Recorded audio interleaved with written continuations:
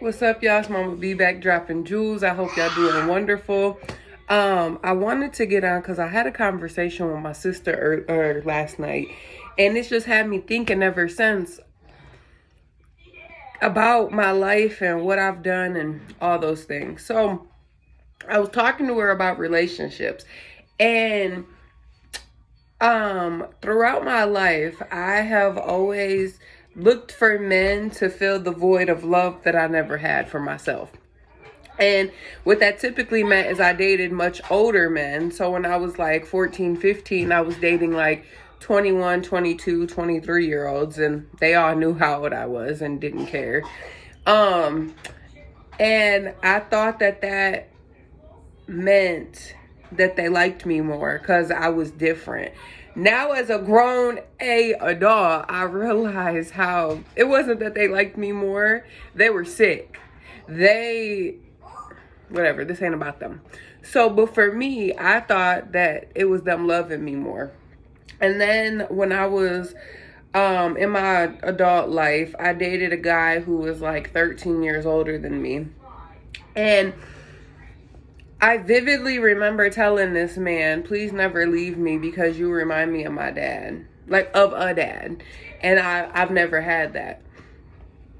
And y'all, let me tell you, that when I sat back and thought of that last night, how I told that man that was one of the most sickening thoughts that I've had about myself in a while. Because it was just like, I was so insecure. I was lacking so much love. I didn't know what a father figure was supposed to look or act or be like because I lost my dad when I was 11 and I met him when I was 8. So I only had 3 years of a daddy. So I put this guy that I'm having sexual relations with in the position of my father. And he verbally abused me. He mentally abused me. He physically abused me. The man. Yet, I still thought that's what a dad was supposed to, or my man was supposed to look like in a dad, apparently. Because in the household I grew up in, the father figure man role beat. He drank. He did drugs. He was verbally abusive, physically abusive, mentally abusive, emotionally abusive. That's what I grew up in, y'all. So when I met this man, when he was all of those things, I just, stay, please stay. You are the security that I feel like I need. You're the security that it looks like what I'm used to. So please stay. Please don't leave. And y'all, I just want to encourage somebody to not be that girl or guy. Don't be that person that looks for security in what's comfortable. What's comfortable because it's your trauma. Because it's what you grew up with. Just because you grew up with it doesn't mean that it's right. Like, you have, as an adult, you have the responsibility to change your story.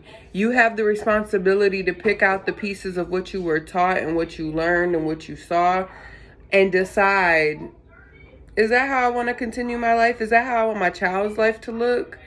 And if it's not, then you got to take the steps to get yourself out of that situation and love yourself. And y'all, so I'm praying for you if you're in that situation. I'm praying for you if you have been in that situation. I hate to see women or men be so insecure that they settle for people who don't care about them, people that don't have their best interest at heart, and people that shouldn't be your daddy if you're having sex with them, okay? So, love yourself first. Find love for yourself. I encourage you to pray. I encourage you to meditate. I encourage you to work on your childhood trauma. I encourage you to work on your past. And I encourage you to uplift yourself when you do well. Encourage yourself and thank yourself and give yourself props for the good that you do. Because those little things when you start acknowledging the good, you start repeating the good, and then it makes it easier to live a more fulfilled life, y'all. So I hope y'all having a wonderful day. I hope you caught that message. I love you.